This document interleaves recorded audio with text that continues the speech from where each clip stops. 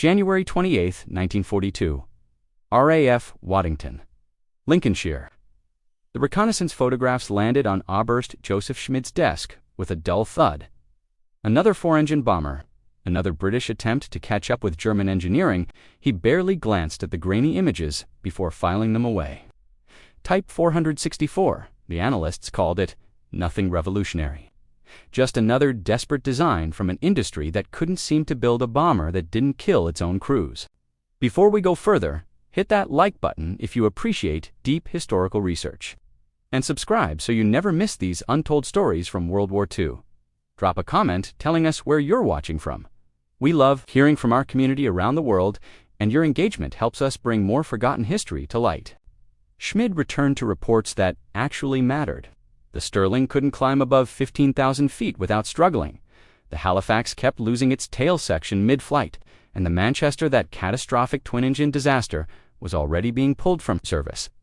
After spending more time in maintenance hangars than over Germany, when his analysts catalogued the new aircraft specifications, nothing stood out. For Rolls-Royce engines, conventional mid-wing design, twin tail fins, 102 feet of wingspan, putting it squarely with every other lumbering four-engine design.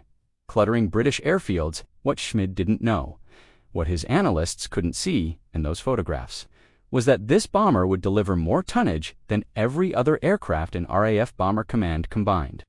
And in that moment of dismissal, Germany lost any chance of preparing for what was coming. The assessment wasn't entirely unreasonable. Britain's heavy bomber program had been a shambles for 3 years. The Air Ministry kept issuing contradictory specifications, demanding aircraft that could somehow be both long-range strategic bombers and tactical support platforms. Manufacturers responded with compromised designs that excelled at nothing. The short Sterling had entered service in August 1940, already obsolete. Its massive landing gear and short wingspan meaning it could barely reach operational altitudes where German fighters and flak did their worst work. Crews called it a death trap. German intelligence had thoroughly documented these failures. Interrogations of downed RAF aircrew revealed chronic mechanical problems, inadequate defensive armament, and abysmal bomb loads that barely justified the fuel consumed.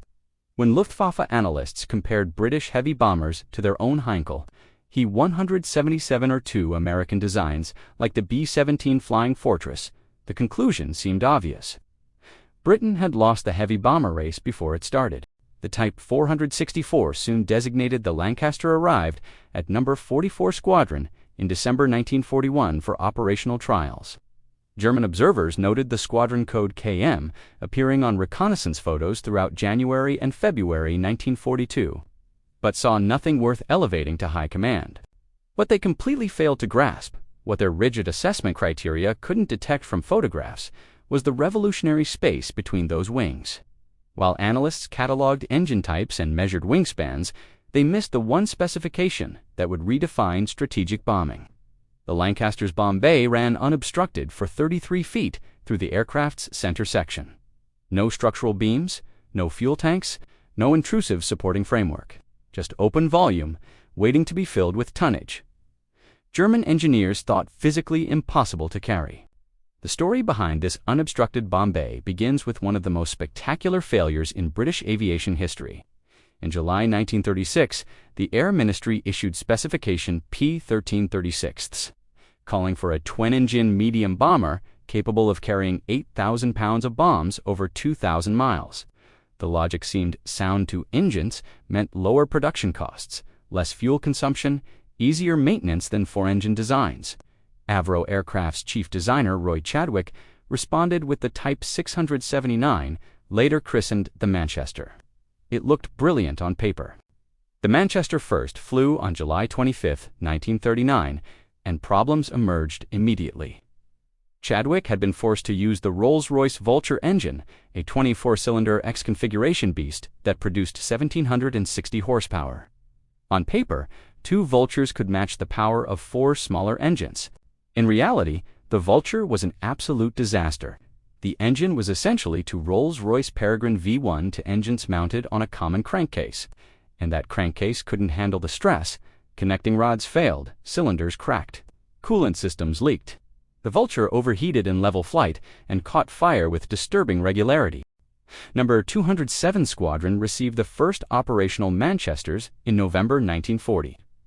And within months, the aircraft had established a reputation that terrified its own crews more than German defenses. On the night of February 24, 1941, Flight Lieutenant Sherwood's Manchester suffered engine failure 20 minutes after takeoff. He coaxed the dying bomber back across the North Sea on one engine, but 3 crew members bailed out over England, certain they were about to die. On April 13th, another Manchester lost both engines over Germany. The entire crew was killed. By June 1941, Manchesters were being withdrawn from operations after barely 6 months of service. But here's where desperation sparked genius. Roy Chadwick refused to accept that his fundamental airframe design was flawed. The Manchester's fuselage was sound. The wing structure was solid. That enormous bomb bay designed to accommodate 8,000 pounds was exactly what Bomber Command needed. The only problem was those cursed Vulture engines, so Chadwick did something brilliantly simple. He threw the Vultures away and started again. The solution required extending the wingspan from 80 feet to 102 feet and mounting for Rolls-Royce Merlin engines instead of 2 Vultures. The Merlin was already powering Spitfires and Hurricanes with legendary reliability. Each Merlin 20 produced 1,280 horsepower, less than a Vulture individually, but 4 Merlins together delivered over 5,000 horsepower, with none of the catastrophic failure modes. Chadwick's team worked with ferocious speed through late 1940 and early 1941, redesigning wing spars, recalculating weight distribution, reworking fuel systems. The first Lancaster prototype, converted from a Manchester airframe, flew on January 9, 1941, from Woodford Aerodrome. Test pilot Sam Brown reported the aircraft handled beautifully, with none of the Manchester's vicious tendencies. The engines purred. Controls responded smoothly. Most critically, that cavernous bomb bay remained completely intact. Chadwick had taken Britain's worst operational bomber and transformed it into something unprecedented. The Air Ministry, desperate for anything that actually worked, ordered immediate production. By Christmas 1941, the first Lancasters were arriving at operational squadrons. German intelligence documented this transition but interpreted it as Britain simply replacing one mediocre bomber with a slightly less mediocre variant. For engines instead of 2 just meant more fuel consumption and maintenance headaches. They couldn't have been more catastrophically wrong. The Merlin engine sitting in each Lancaster nacelle was the same basic power plant that had saved Britain during the Battle of Britain. But what it accomplished in a heavy bomber was something else entirely. Each Merlin, 20 or 22, produced 1,460 horsepower at takeoff. And these engines could maintain that output hour after hour without the dramatic failures that plagued German and even some American designs. Rolls-Royce had spent years perfecting the Merlin's liquid-cooled V12 configuration, and by 1942 it was arguably the most reliable aircraft engine in the world. Lancasters routinely flew 7-hour missions to Berlin and back with all 4 Merlins running smoothly, while German bombers struggled with engine reliability over much shorter distances. But raw power was only part of the equation. What made the Lancaster truly revolutionary was how Chadwick's team had engineered the entire airframe around that unobstructed bomb bay. In every other heavy bomber of the era, German, American, or British, the bomb bay was interrupted by structural supports, fuel tanks, or equipment bays. The American B-17's bomb bay was divided into 4 separate sections by major structural beams. The Halifax had fuel tanks running through its bomb compartment. Even the Sterling, despite its size, could only accommodate bombs up to 2,000 pounds because of internal structural limitations. The Lancaster's bomb bay was different. Chadwick had designed the main wing spar to pass over the top of the bomb compartment rather than through it. This seemingly simple decision, moving a structural element a few feet higher, created 33 feet of completely unobstructed vertical and horizontal space. The bay was 9 feet wide and ran from just behind the cockpit nearly to the tail section. You could stand in it, you could walk through it. More importantly, you could hang absolutely enormous bombs in it. When the Lancaster first entered service in early 1942, it could carry 14,000 pounds of standard bombs to targets in Germany. More than 3 times what German intelligence believed possible for an aircraft of its size. The typical load consisted of one 8,000-pound high-capacity bomb, plus smaller weapons, or various combinations of 4,000-pound cookies and incendiaries. German analysts who interrogated captured Lancaster crews in mid-1942 initially dismissed their claims about bomb loads as either exaggeration or confusion about total squadron tonnage versus individual aircraft capacity. The physics seemed impossible to German engineers.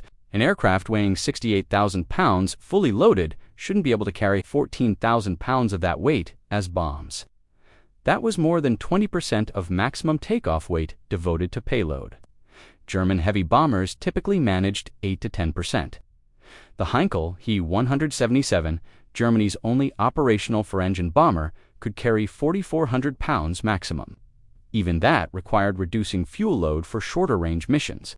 What German calculations missed was the Lancaster's extraordinary power-to-weight ratio and aerodynamic efficiency.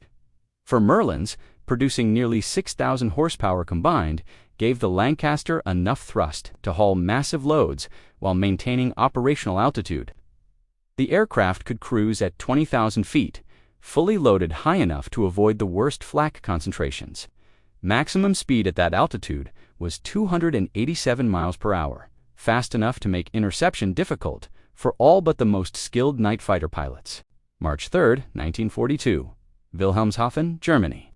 Squadron leader John Nettleton led 6 Lancasters from No. 44 Squadron in the type's first major raid against naval targets. The mission profile was simple: fly low across the North Sea, climb to bombing altitude, deliver 14,000 pounds per aircraft, return home. German radar operators tracked the formation with mild interest. 6 bombers, probably Halifaxes or Sterlings, standard harassment raid. When the bombs started falling, observers on the ground couldn't comprehend the tonnage. 84,000 pounds from 6 aircraft. The mathematical didn't make sense. Intelligence officers reviewing damage reports assumed a much larger force had attacked, perhaps 20 to 30 bombers, because surely 6 aircraft couldn't carry that much ordnance. The reports went up the chain of command, with annotations questioning the observers' counting abilities. Nobody wanted to believe that British bombers had suddenly quadrupled their individual payload capacity. By late 1943, the Lancaster had already proven it could haul 14,000 pounds routinely. But Barnes-Wallis at Vickers-Armstrongs was thinking bigger, much bigger. Wallis, the engineer who designed the bouncing bombs for the dam's raid, had become obsessed with earthquake bombs, weapons so massive they didn't need to hit targets directly. Instead, they'd penetrate deep underground and create shock waves that would shatter foundations and collapse structures from below. His calculations showed these weapons needed to weigh at least 10 tons to achieve the required penetration depth and destructive effect. 10 tons, 22,000 pounds. The Air Ministry thought Wallis had lost his mind. No bomber in existence could carry such a weapon. The Lancaster's maximum bomb load was 14,000 pounds, and that was already stretching the aircraft to its limits. Asking it to carry an additional 8,000 pounds seemed not just ambitious, but physically impossible. The wings would snap. The undercarriage would collapse on takeoff. The engines couldn't generate enough power to maintain altitude. Every structural engineer who reviewed Wallis's proposal said the same thing: fascinating concept, completely impractical delivery method. Wallis disagreed. He'd studied the Lancaster's design specifications obsessively and believed the airframe could handle far more stress than its official ratings suggested. The key was that cavernous bomb bay standard Lancaster could carry 14,000 pounds of multiple bombs distributed across the bay's length. But what if you hung a single weapon from the strongest structural points?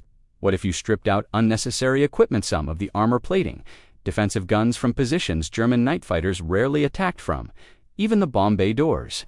What if you used the most powerful Merlin variants and accepted reduced fuel load for shorter range missions? Evro engineers ran the calculations and reached a stunning conclusion. Yes, a modified Lancaster could theoretically carry 22,000 pounds. Not comfortably, not safely by peacetime standards, but it could be done. In May 1943, the Air Ministry authorized development of Tallboy Wallis's 12,000-pound earthquake bomb. This would serve as a stepping stone to prove the concept before attempting the even more ambitious Grand Slam. The first Tallboy was dropped on June 8, 1944, by squadron leader Jacques Calder, flying a modified Lancaster from No. 617 Squadron. The target was the Saumur railway tunnel in France, critical to German reinforcement efforts after D-Day. The Tallboy punched through 70 feet of soil and rock before detonating, collapsing the tunnel so completely it remained blocked for years after the war. German engineers examining the damage couldn't comprehend what weapon had caused such destruction. Their initial assessment suggested multiple bombs hitting simultaneously, because surely no single weapon could generate that much force. More Tallboy strikes followed through late 1944. On September 15th, Lancaster's carrying Tallboys attacked the battleship Tirpitz in Kefjord, Norway. One bomb struck the battleship directly, punching clean through her armored deck and blasting a hole in her bottom. Tirpitz never sailed again. German naval intelligence requested urgent information about this new British superweapon, but Luftwaffe analysts had no answers. Their fundamental assumptions about Lancaster capabilities had been wrong from the start. Then came Grand Slam. First dropped on March 14, 1945, by squadron leader Charles Calder against the Bielefeld Viaduct in Germany. The 22,000-pound bomb was 25 feet long, with a hardened steel case designed to penetrate 100 feet underground before detonating. The Lancaster carrying it had been stripped of nearly everything non-essential. Mid-upper turret removed, bomb bay doors removed, nose turret replaced with a streamlined fairing, even some cockpit armor pulled out. The aircraft that took off that morning barely resembled a standard Lancaster. It was a flying bomb truck, every ounce of weight devoted to lifting that monstrous weapon into the sky. Charles Calder held the Lancaster steady at 18,000 feet, released Grand Slam, and watched it fall. The bomb hit 100 yards from the viaduct's center arch, penetrated deep underground exactly as Wallace had calculated, and detonated. The shock wave traveled through the earth like a subsurface earthquake. When the dust cleared, 100 yards of the viaduct had simply collapsed into rubble. From March 1942, when No. 44 Squadron conducted the first operational Lancaster raid, through April 25, 1945, when Lancasters hit Hitler's Berchtesgaden retreat. These bombers flew 156,192 sorties. To put that in perspective, every single night for over 3 years, an average of 143 Lancasters were airborne over enemy territory. The tonnage figures tell an even more remarkable story. Lancasters dropped 608,612 tons of bombs during the war, comprising 64% of all ordnance delivered by Royal Air Force Bomber Command. The Halifax, which served longer and equipped more squadrons at certain points, managed 227,610 tons. The Sterling, despite entering service first, delivered just 15,300 tons before being relegated to transport duties. The Lancaster didn't just outperform its contemporaries, it buried them in statistical irrelevance. These numbers represent an industrial-scale bombing campaign that German defenses struggled to counter. By early 1945, Bomber Command could dispatch 700 Lancasters in a single night, 700 aircraft, each carrying 14,000 pounds of bombs. That's 9.8 million pounds of ordnance in one raid. German industry couldn't sustain that kind of systematic destruction. Cities couldn't be rebuilt faster than they were being demolished. The production capacity that had dismissed the Lancaster as just another bomber in January 1942 was now being demolished by it night after night after night. The irony wasn't lost on the surviving German intelligence officers. Oberst Joseph Schmid, if he'd survived to see the final reports, would have understood that his dismissal of those grainy reconnaissance photographs in early 1942 represented one of the costliest intelligence failures of the war. Not because he'd missed some obvious revolutionary feature, but because he'd assumed British engineering incompetence would continue indefinitely. He'd assumed that an industry producing failures like the Manchester couldn't possibly produce something exceptional. He'd assumed wrong. The Lancaster's legacy extended far beyond its wartime service. When Allied engineers examined German facilities after the war, they found extensive analysis of Lancaster design principles. The Soviets studied captured intelligence reports obsessively. The Tupolev Tu-4 bomber, which first flew in 1947, featured an enormous unobstructed bomb bay capable of carrying 22,000 pounds, exactly matching the Lancaster's Grand Slam capability.